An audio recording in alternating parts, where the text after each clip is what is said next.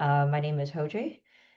For my part, I'm going to be giving a short presentation on how to run Monty, and also how to configure Monty so you can run your own experiments. So I'm going to just jump right into it.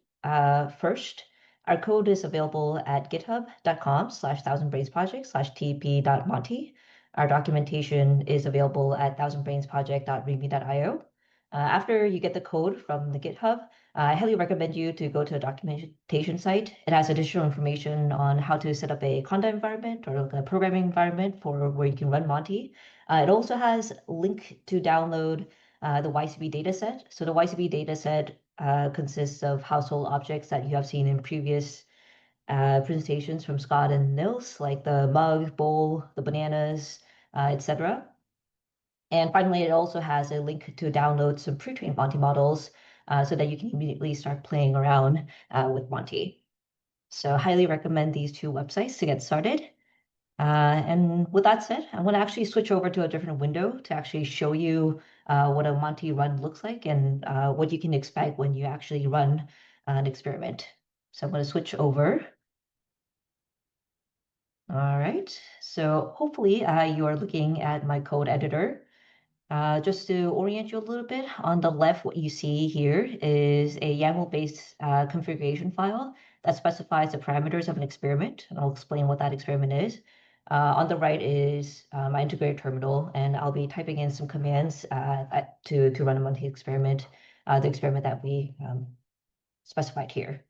So this is going to be a very quick experiment doing object recognition. So what this is going to do is it's going to evaluate a pre-trained Monty model to identify two objects from the YCB dataset. So simply I specified a bowl and a mug, and the goal of Monty is to move around the object, gather features at different locations, and try to come to a conclusion about which object it is sensing.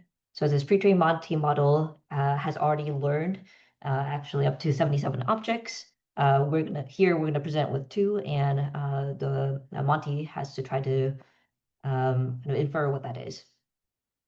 Okay.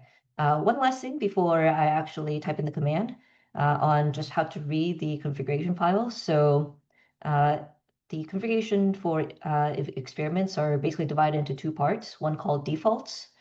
So defaults just mean, import these configurations from other files, and they're going to provide the default values, hence the name, defaults, for any kind of parameters that's not specified under config. So if you're familiar with Python, these are kind of like import statements. So it just says import all these configurations from different files. Under config are kind of overrides that you can make to specific parameters that are unique to that experiment. Okay. I know there's a lot of words here, but I'm going to kind of move on to running the experiment itself. So let me activate the conda environment first. tvp.monty. And to run the Monty experiment, the command that you use is python run.py. And you have to specify which experiment you have to run. That's the only required argument. So to do that, you just have to pass it. You just have to specify experiment equals and the name of the experimental file. So in this case, it's just demo. You don't need to specify the file extension and press enter. So what this is going to do, it's going to print out a long list of configs. So this is the full configuration listed out. And soon it should pop up, should start the evaluation. So let's wait a couple of seconds for that to pop up. There we go. Just going to start some, there we go. So you can see here, it's a kind of a crude visualization of Monty kind of moving around, looking at the bowl. It thinks that the most likely hypothesis, MLH, is a bowl with a certain amount of evidence. It's going to move on to the mug. Again, it's gonna kind of move around the mug, explore around different parts. Thinks that the most likely hypothesis is the mug. So yeah, so that was a quick experiment. I know it kind of flew by. If we have time at the end, maybe we can come back to this, but basically the experiment's going to run until Monty detects a match or has timed out. And another thing that I want to note for object recognition experiments or inference experiments, they're going to output, we usually save like some summary statistics of how Monty has performed. So you can find this in the output directory. And what you should see, so this is actually my output directory. What you should see is a folder name with the name of the run name. So just FYI, the run name doesn't need to be the same as the file name. It can be different. It can be the same. That's up to you. And the most important kind of file here is the eval_stats.csv. So if I just double click and open this up, it's a little bit small. So you can see this contains some statistics for each object or each episode that Monty encountered. So in the first episode, it encountered ground truth object bull. It thought that the most likely object was bull. We saw that, but there's also many other kind of columns calculating the rotation error, how long did Monty take to get to this conclusion, etc. So this is how we kind of measure performance of Monty, and these are the kind of metrics that you'll see if you go to our benchmark pages.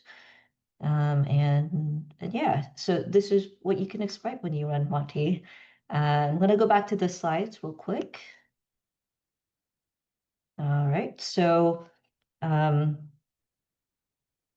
think the previous presentations has alluded to this already, but this is another kind of view of the high level kind of classes that exist in Monty. So Monty itself is composed of one or more sensor modules, one or more learning modules, and a single motor system. It can then be placed in an environment, simulated or real, to run an experiment. So you just saw an experiment for object recognition to identify YCP objects. And every one of these components are designed to be modular, so you can easily swap in or out. So you don't need to just change particular arguments or parameter values, but you can actually write whole new classes for data that you might have that you want to experiment with Monty. As an example of that, this is actually my own configuration for a project that I'm working on. So you'll not see this in documentation yet because I'm not done with the project, but hopefully soon. But you can see that I have, went to Python. I've written up a custom sensor module class. I specify that here in the sensor module class key. I have some custom arguments as well. And you can see that in the config, I'm mostly importing, again, defaults, it's analogous to import from this control experiment. But for this experiment, I'm going to just override the sensor module class. So this is kind of a tip for how to set up experiments if you want to compare kind of two different experiments, like a control and an experimental, without accidentally overriding or changing other kind of irrelevant parameters. So in general, the configuration is written in YAML so that hopefully you can read through and understand some of the major classes, even if you don't know what Python is. It's supposed to be composable and modular so that you can easily plug in your own sensor module, plug in your own custom classes, such as a sensor module or learning module or environment. Yeah, so that's actually it for my presentation. I know that was a lot of information, so if you didn't get everything, that's okay. Most of everything that I covered is actually written up in running your first experiment tutorial. This is actually one of many tutorials that we have. So I highly recommend you to kind of start with the running your first experiment, go through this. But there's also more advanced tutorials if you want to dig in deeper. If at any point you get stuck or have questions, please feel free to post on Discord or GitHub issues. Even if you don't have questions, please come say hi. We love meeting new community members and interacting with you all. And for those who are advanced, got everything I said, went through all the tutorials in the past 5 minutes, and actually want to use Monty immediately for your own application, and you need inspiration, I highly recommend you to check out the project showcase page. All right, so with that, I'm going to hand it over to Rami. He's going to show you some really cool interactive visualization tools that exist, and that's going to give you a good sense of how Monty's brains work. All right, thank you.